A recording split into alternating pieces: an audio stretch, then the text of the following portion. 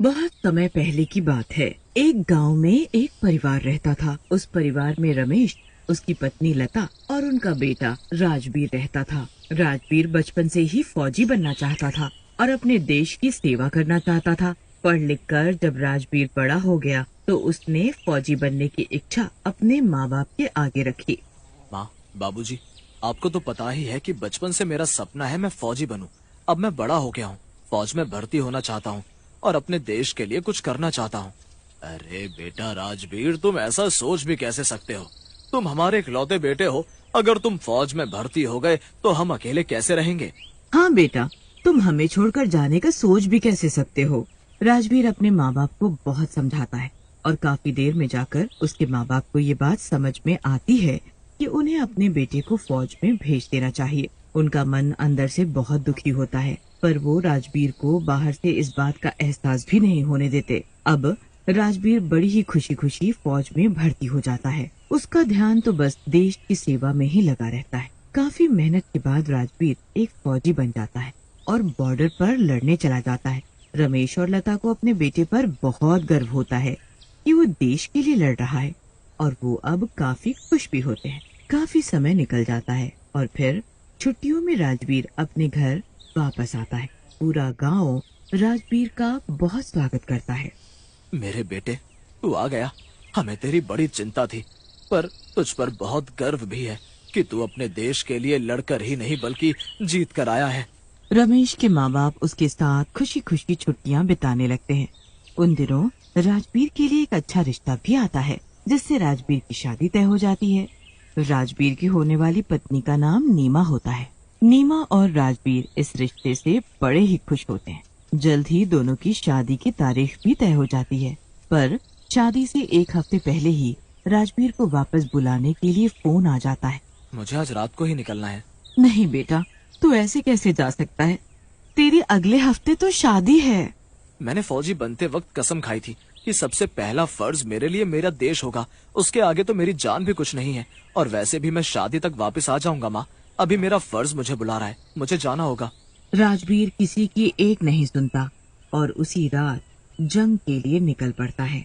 राजवीर के माँ बाप और उसकी होने वाली पत्नी नीमा हर वक्त राजवीर की चिंता करते रहते हैं। राजवीर जंग में पूरे जी जान से दुश्मन देश से लड़ रहा होता है और बस उसे दुश्मन की गोली लग जाती है, जिससे आखिरकार मौके पर ही उसकी मौत हो जाती। राजवीर की अधूरी इच्छा भी उसके साथ ही खत्म हो जाती है और वो बिना शादी के ही मर जाता है। वो अपने माँ बाप के लिए एक नया घर बनाना चाहता था। वो सपना भी अधूरा रह जाता है। अपनी अधूरी इच्छाओं की वजह से राजवीर मरने के बाद एक भूत बन जाता है।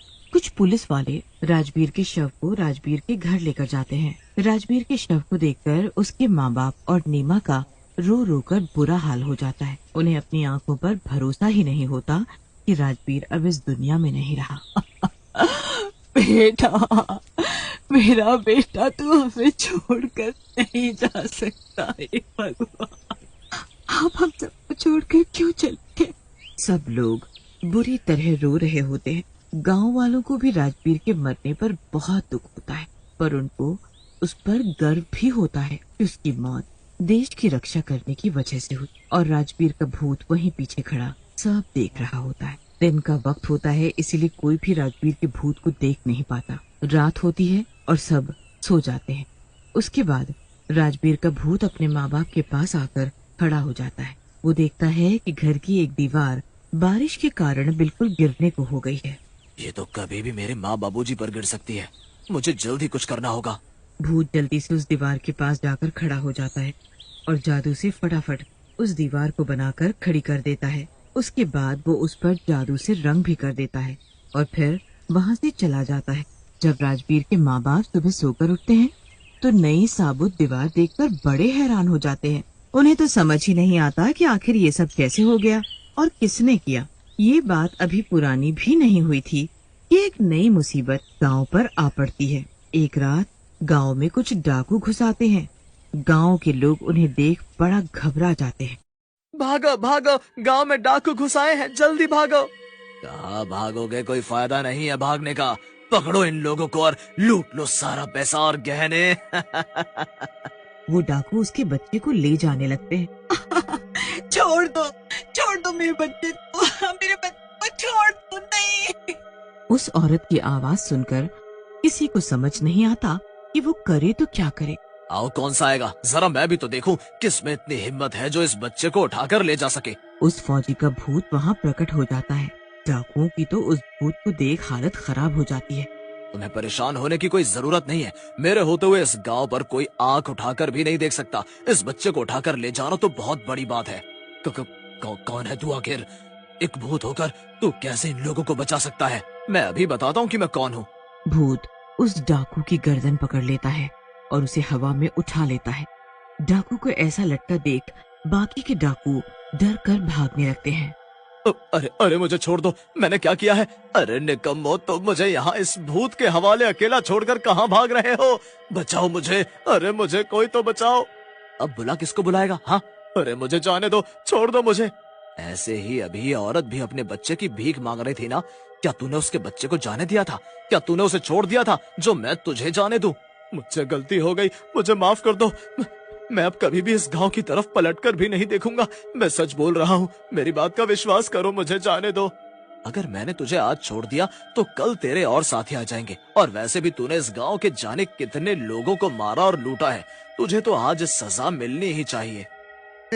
देखा, मैंने तुझे नहीं मारा, पर तेरी ऐसी हालत कर दी कि कोई अब दोबारा इधर नहीं आएगा। मैं तो हमेशा भूत के नाम से ही कांपती थी, पर आज मैंने देखा कि भूत भी इतने अच्छे होते हैं जितने कि इंसान भी नहीं। तुमने मेरी मदद, मेरे बच्चे को डाकुओं से छुड़ाया। आखिर कौन हो तुम जो हमारे गांव के लिए इतना कुछ कर रहे हो? जरूर तुम्हारा इस गांव से कोई नाता है। मेरा फर्ज है हर किसी की रक्षा करना, बस मैं वो निभा रहा हूँ। अब मैं यहाँ से जा रहा हूँ, पर कभी भी जरूरत पड़ने पर मैं जरूर वापस आऊंगा।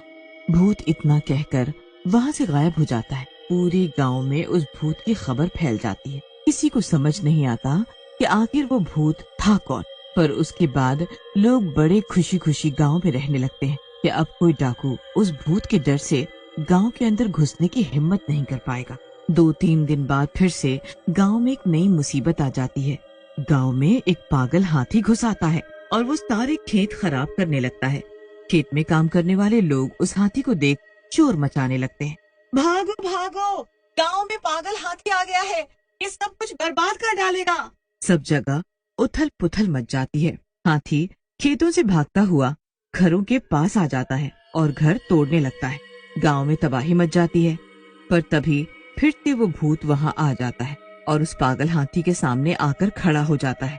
भूत हाथी की सूंड पर अपना एक हाथ रखता है, जिससे हाथी बिल्कुल शांत होकर वापस जंगल में लौट जाता है। अरे ये भूत तो वही है, इसने आज फिर हमारे गांव को मुसीबत से बचाया।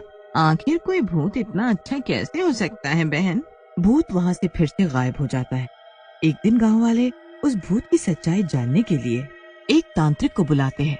तांत्रिक जब अपने मंत्र को पढ़ता है तो उसे ज्यादा कुछ तो पता नहीं चल पाता, पर वो एक बात बोलता है। ये तो कोई ऐसी आत्मा है जिसे लोगों के लिए कुछ करने का जुनून है, जैसे होता है ना फौजी। पर आप लोग परेशान ना हो, ये भूत किसी का बुरा नहीं करेगा।